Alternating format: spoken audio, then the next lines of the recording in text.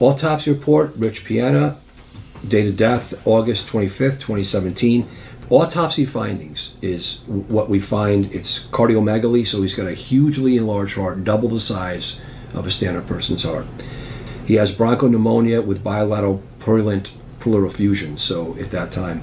He's got ascites, brain edema, ischemic necrosis. He's got discoloration of the skin and the sclera, no recent significant injuries.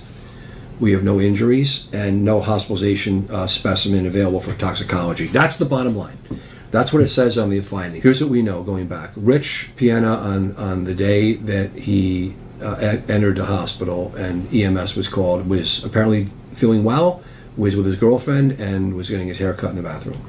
He had a loss of consciousness, which is called syncope. He had a syncopal event, which means his eyes rolled up and he went down, and that's all we know.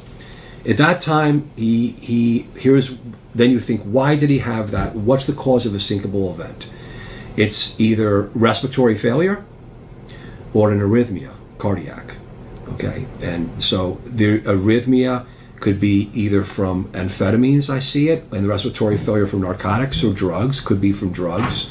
And in the end of the day, Rich hit the ground, and at that point of time, his heart was either not beating, or he was in a dangerous rhythm that I'll discuss here in a minute that I think he had, it's common, or he was in respiratory failure, was not breathing. Sooner or later, within minutes, Rich was not breathing and his heart was not pumping. And this is, I would assume, being supported by the girlfriend's testimony of what she was providing for life support. She was doing the compressions and doing CPR.